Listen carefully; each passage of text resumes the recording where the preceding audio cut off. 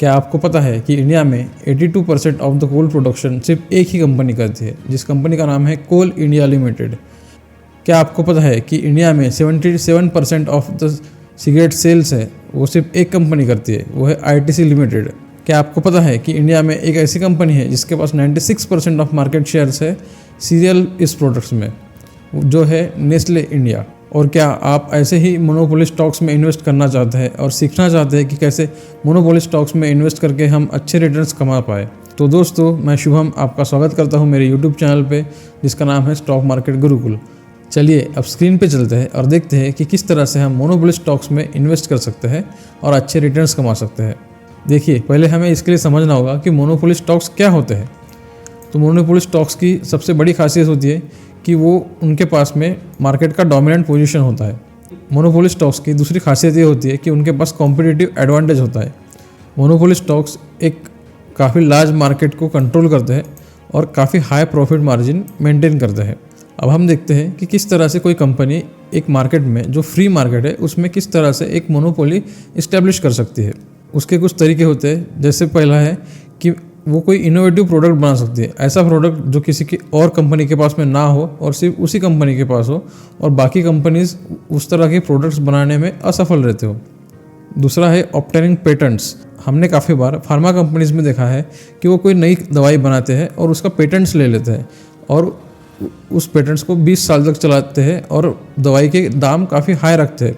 उस वजह से उन्हें काफ़ी अच्छा एडवांटेज मिलता है। जैसे हमने कोरोना के टाइम पे देखा था कि कुछ कंपनीज जैसे मॉडर्ना या ऑक्सफोर्ड, उन कंपनीज ने अपने वैक्सीन्स लॉन्च किए थे और काफ़ी फ़ायदा कमाया था। तीसरा पॉइंट है कि इन कंपनीज के पास इकोनॉमिक ऑफ स्केल होता है, यानी ये काफ़ी ज़्यादा मात्रा में, बड़ी मात्रा में प्रोडक्शन करते हैं और उससे अपने पर यूनिट की कॉस्ट को काफ़ी कम लेवल पे लाते हैं और उससे अपने पर यूनिट की कॉस्ट को काफ़ी कम लेवल पे लेके आते हैं। जैसे आपने कोविड में देखा होगा कि जैसे पहले जो N95 मास्क रहते थे वो काफ़ी महंगे आते थे, यानी 200 रुपये 300 रुपये के। पर उसके बाद जिस तरह से इंडिया में प्रोडक्शन हुआ, उसके बाद में N95 मास्क की प्राइस काफ़ी कम आ गई है। अभी लगभग 40 से 50 रुपये में N95 मास्क मिल जाता है। तीसरा पॉइंट है कि वो अपने प्राइसेस काफ़ी कम रखते हैं, जिसकी वजह से जो कॉम्पिटिशन है वो उस इंडस्ट्री में एंट्री ही नहीं कर सकता है। उसकी वजह से जो मोनोपोली कंपनीज़ है उन्हें कंपटीशन का सामना नहीं करना पड़ता है। कभी कभी कुछ इंडस्ट्रीज़ में हाई बैरियर्स टू एंट्री होते हैं, उस वजह से भी उस इंडस्ट्री में कंपटीशन नहीं आ पाता है। कभी कभी कैपिटल रिक्वायरमेंट्स उस इंडस्ट्री में काफ़ी ज़्यादा होते हैं। अब जैसे आप रिलायंस का ऑयल रिफाइनरी का बिजनेस देखिए, उनकी जामनगर में ऑयल रिफाइनरी है। अब उतनी बड़ी ऑयल रिफाइनरी लगाने के लिए लगभग 1 लाख करोड़ या 2 लाख करोड़ के आसपास खर्चा आएगा। अब उतना खर्चा कोई इंडस्ट्रियलिस्ट जनरली नहीं कर सकता है, इसलिए इन इंडस्ट्रीज़ में हमेशा मोनोपोली बनी रहती है। और कुछ रिसोर्सेज जो है, उन रिसोर्सेज पे कुछ कंपनीज़ का एक्सक्लूसिव एक्सेस होता है। जैसे पहले के ज़माने में जो कोल माइंस वगैरह होते थे, उन पे उन कंपनीज़ का एक्सक्लूसिव एक्सेस होता था, यानी सिर्फ वही कंपनियां कोल प्रोडक्शन कर सकती थी। अभी अगर देखा जाए आज की कंडीशन में, तो टेलीकॉम के स्पेक्ट्रम्स बिकते हैं, तो सिर्फ जिन कंपनी के पास जो वो स्पेक्ट्रम्स है वही कंपनीज़ वहाँ पे इन्वेस्ट कर सकते हैं। अगला तरीका होता है कि डेटरिंग न्यू कॉम्पिटिटर्स। इसका मतलब जो नए कॉम्पिटिटर्स है उन्हें डरा धमका के या उनकी कंपनी खरीद के या किसी और तरीके से उन्हें कंपटीशन से बाहर किया जाता है। ये जो मोनोपोली कंपनीज होती है वो अपने सप्लाई चेन्स को कंट्रोल करते हैं और उसकी वजह से वो कॉस्ट को अच्छे से मैनेज कर सकते हैं और प्रोडक्ट की क्वालिटी जो है वो अच्छे से मैनेज कर सकते हैं। Strategic mergers and acquisitions. अभी हमने HDFC बैंक के केस में ये देखा था कि HDFC बैंक और HDFC लिमिटेड, इन दोनों का मर्जर हो गया था और उस वजह से उन्हें बाकी कंपनीज़ के कंपैरिजन में काफ़ी अच्छा फ़ायदा मिला है। अगला पॉइंट है लॉबिंग। ये जो मोनोपोली कंपनीज़ होती है वो अच्छे से लॉबिंग कर सकती है। अब देखिए आप कि ये जो गवर्नमेंट आई है, तो हम सबको पता है कि इस गवर्नमेंट आने की वजह से कौन से जो इंडस्ट्रियलिस्ट है उन्हें फ़ायदा हुआ है। तो उन इंडस्ट्रियलिस्ट ने इस गवर्नमेंट के साथ लॉबिंग की हुई है। ये लॉबिंग इंडिया में, US में और दुनिया भर में ऐसी लॉबिंग चलती रहती है। इस लॉबिंग की वजह से फिर जो नई गवर्नमेंट होती है उन इंडस्ट्रियलिस्ट को फ़ायदा पहुंचाती है। उसकी वजह से फिर वो इंडस्ट्रियलिस्ट अपने इंडस्ट्री में किसी और बिजनेस को आने नहीं देते। नेक्स्ट पॉइंट है स्ट्रॉन्ग ब्रांड लॉयल्टी। अब आपको पता है कि आप कौन सा नमक खाते हैं और मैं भी उसी कंपनी का नमक खाता हूँ। हम सब एक ही कंपनी का नमक खाते हैं और वो है देश का नमक। मैं कंपनी का नाम नहीं लेना चाहूँगा, पर आपको पता है कि हम सब कौन से कंपनी का नमक खाते हैं। और उसका रीज़न ये है कि उनकी ब्रांड लॉयल्टी काफ़ी स्ट्रांग है। हम वही नमक खाते हैं और हम चेंज नहीं करना चाहते। अब इस मीम की तरह आप भी बोलोगे कि ये सब तो ठीक है, बस उन जो मोनोपोली कंपनीज है उनका नाम बताओ बस, बाकी ये ज्ञान की बातें छोड़िए। तो देखते हैं ये मोनोपोली कंपनीज कौन सी है। देखिए, पहली कंपनी है आईटीसी, जिसका सिगरेट का बिजनेस काफ़ी फेमस है। इंडिया के सिगरेट मार्केट का 77% इस आईटीसी इस ब्रांड ने कैप्चर करके रखा है। इसके साथ साथ आपको एफएमसीजी और होटल्स और इस तरह के काफ़ी बिजनेस आईटीसी के आपको मिलेंगे। नेक्स्ट कंपनी है Hindustan aeronautics limited, HAL।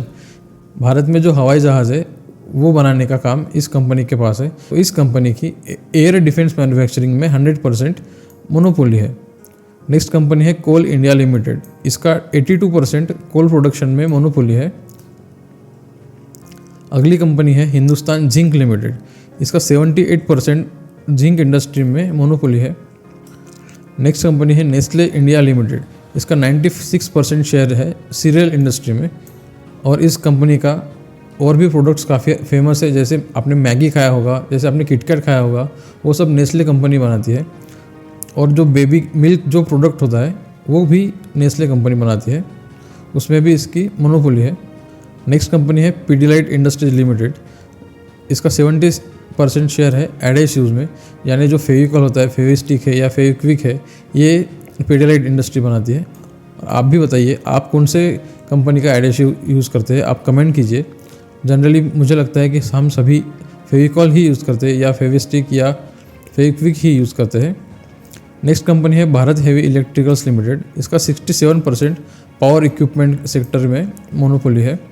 Next company है मारिको लिमिटेड, इसका 73% ऑयल प्रोडक्ट्स में है, यानी जो नीली बॉटल होती है जिसमें पैराशूट ऑयल होता है जो हम बालों में लगाते हैं, वो ऑयल जो है ये मारिको कंपनी बनाती है। नेक्स्ट कंपनी है IRCTC, इसका 100% टिकटिंग बिजनेस में आता है।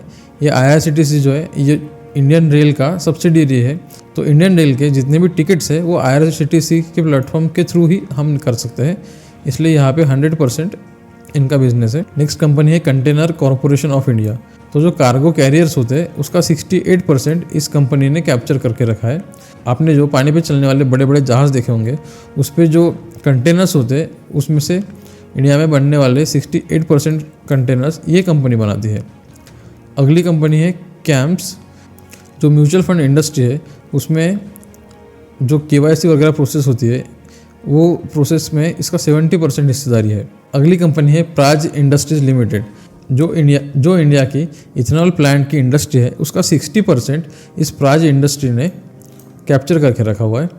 अब हम देखते हैं कि किसी भी मोनोपोली कंपनीज में इन्वेस्ट करने से पहले हमें कौन कौन से फैक्टर्स जो है वो कंसिडर हमें करने चाहिए। देखिए, वो है इंडस्ट्री डायनामिक्स। इसका मतलब कि अगर कोई कंपनी है तो क्या वो लंबे समय तक के लिए अपना इंडस्ट्री में डोमिनेंट पोजीशन बना के रख सकती है या नहीं। इसका एग्जांपल ये है कि एशियन पेंट्स नाम की जो कंपनी है वो पेंट इंडस्ट्रीज़ में काफ़ी डोमिनेंट पोजीशन पे थी, और अभी ग्रासिम और बर्जर पेंट्स ने काफ़ी मार्केट शेयर ले लिया है। और अभी ग्रासिम और बर्जर पेंट्स ने एशियन पेंट्स से काफ़ी मार्केट का हिस्सा ले लिया है। और जिस तरह से ग्रासिम और बर्जर पेंट्स के एक्सपांशन के प्लान है, उस तरह से ऐसा लगता है कि और काफ़ी मार्केट शेयर्स ये कैप्चर कर सकते हैं। अब नेक्स्ट पॉइंट है फाइनेंशियल हेल्थ। मान लीजिए किसी कंपनी ने मार्केट शेयर तो कैप्चर कर लिया है, लेकिन उनकी फाइनेंशियल हेल्थ अच्छी नहीं है। मान लीजिए उन्होंने काफ़ी ज़्यादा लोन्स लेके रखे हैं, रेवेन्यू अच्छा नहीं है, प्रॉफिट मार्जिन्स अच्छे नहीं है, डेब्ट लेवल काफ़ी ज़्यादा है, कैश फ्लो नहीं है कंपनी में। फॉर एग्जांपल आपने पेटीएम का एग्जांपल तो देखा ही होगा कि किस तरह से पेटीएम एक अच्छी कंपनी थी और पेमेंट इंडस्ट्री में उनका बड़ा नाम था और उनके पास में एक अच्छा मार्केट था, पर किस तरह से उनके डेब्ट ज़्यादा होने की वजह से और रेवेन्यू ग्रोथ कम होने से और प्रॉफिट मार्जिन ना रहने की वजह से उस कंपनी का शेयर अभी काफ़ी नीचे है। तो ये फाइनेंशियल हेल्थ काफ़ी इंपॉर्टेंट चीज़ है, हमने देखनी चाहिए कि जब भी हम किसी मोनोपोली स्टॉक में इन्वेस्ट करते हैं। थर्ड है रेगुलेटरी इन्वायरमेंट।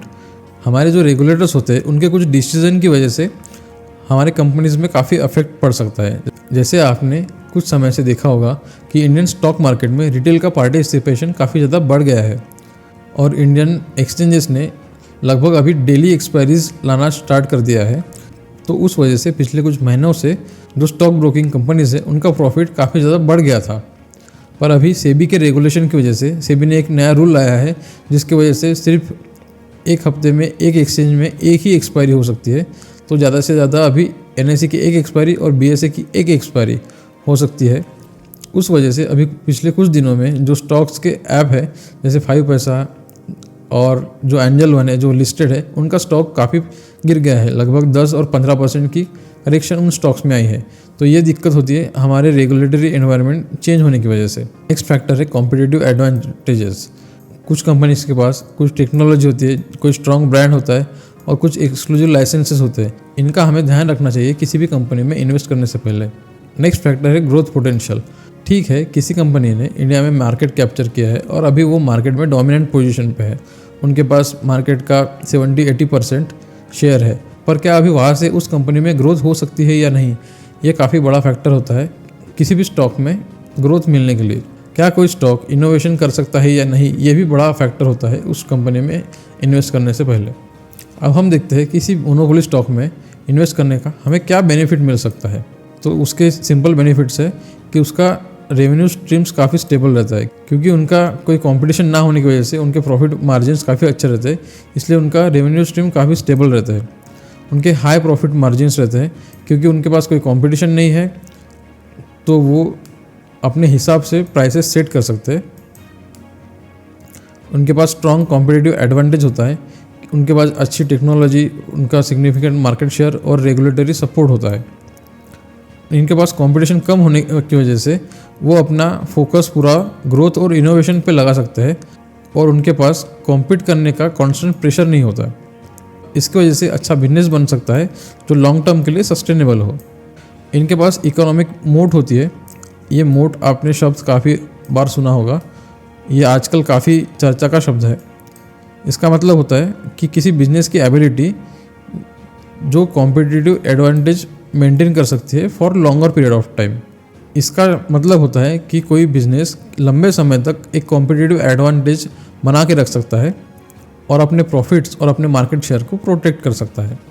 अब मोनोपोली स्टॉक्स में इन्वेस्ट करने के कुछ रिस्क भी होते हैं, वो भी हमें पता होनी चाहिए। पहला होता है रेगुलेटरी रिस्क, यानी गवर्नमेंट के पॉलिसीज़ में या रेगुलेटर के कोई पॉलिसीज़ में चेंज आने की वजह से उस बिजनेस पे काफ़ी ज़्यादा इम्पैक्ट पड़ सकता है। एग्जाम्पल मैंने अभी बताया था कि स्टॉक ब्रोकर के स्टॉक्स अभी काफ़ी करेक्शन मोड में है, क्योंकि सेबी ने एक नया रूल लाया है जिसकी वजह से डेली एक्सपायरीज अभी कम होगी और सिर्फ वीकली में एक ही एक्सपायरी हो सकती है। नेक्स्ट फैक्टर है मार्केट डिपेंडेंसी। देखिए, हमने मार्केट तो कैप्चर कर लिया है, पर हमारे कंपनी का जो प्रॉफिट है वो उसी सिंगल मार्केट या सिंगल प्रोडक्ट पे डिपेंड करता है। हो सकता है कि जो ग्राहक है उसे लगे कि हमें इस प्रोडक्ट को नहीं खरीदना चाहिए, या हमें दूसरा प्रोडक्ट खरीदना चाहिए, या हमें इस तरह के कोई प्रोडक्ट खरीदने ही नहीं चाहिए। फॉर एग्जांपल, जब स्वाइन फ्लू आता है तब जनरली जो भी नॉनवेज खाने वाले लोग होते हैं वो चिकन खाना बिल्कुल ही बंद कर देते हैं। अब जो स्वाइन फ्लू होता है वो चिकन से तो फैलता नहीं, पर फिर भी कंज्यूमर का जो टेस्ट है या कंज्यूमर का जो सोच है उसकी वजह से पूरे इंडस्ट्री में फ़र्क पड़ता है। नेक्स्ट रिस्क है इनोवेशन स्टैग्नेशन। अगर मान लीजिए किसी कंपनी का किसी मार्केट पे पूरी तरह से कंट्रोल है, पूरी तरह से मोनोपोली है, तो वो कंपनी को कभी कभी लग सकता है कि हमें इनोवेशन करने की कोई ज़रूरत नहीं है, जिसकी वजह से कोई भी इनोवेशन नहीं होता है। और ऐसा हो सकता है कि दूसरी कोई कंपनी इनोवेशन करके बेटर प्रोडक्ट बना के इस कंपनी का पूरा बिजनेस ख़राब कर सकती है। फॉर एग्जांपल, आपने कोडैक कैमरा के बारे में सोचा होगा। तो कोडैक कैमरा के पास कैमरे बिजनेस का काफ़ी बड़ा मार्केट का शेयर था, पर उन्होंने इनोवेशन नहीं किया। तो कुछ दिनों बाद डिजिटल कैमराज आए और जो पुराने तरीके के रोल वाले कैमरा होते थे जो कोडैक कंपनी बेचा करती थी, वो कैमराज खरीदना कंज्यूमर ने बंद कर दिया। उस वजह से कंपनी अभी बंद ही हो गई सीधा सीधा। दूसरा एग्जांपल है जो नोकिया कंपनी थी, उस कंपनी के पास भी मोबाइल इंडस्ट्री का काफ़ी बड़ा शेयर था, पर कोई इनोवेशन ना होने की वजह से और अच्छा इनोवेशन ना अपनाने की वजह से वो कंपनी ने अपना मार्केट का शेयर काफ़ी लूज़ कर दिया। और जो दूसरी कंपनी है जैसे एप्पल हो गया या सैमसंग हो गया, उस कंपनी ने एंड्रॉयड के साथ मिलकर अच्छा इनोवेशन करके मार्केट शेयर ग्रैब कर लिया और नोकिया कंपनी अभी लगभग बंद होने के कगार पे है। नेक्स्ट फैक्टर है पब्लिक सेंटिमेंट। देखिए, पब्लिक का सेंटिमेंट उस कंपनी के खिलाफ चले जाए। फॉर एग्जांपल, जैसे गलवान का केस हुआ था और चाइना के जो कंपनीज थे इंडिया में, ऐसा लग रहा था कि चाइनीज़ कंपनीज़ में उस वक्त बैन किया जाए।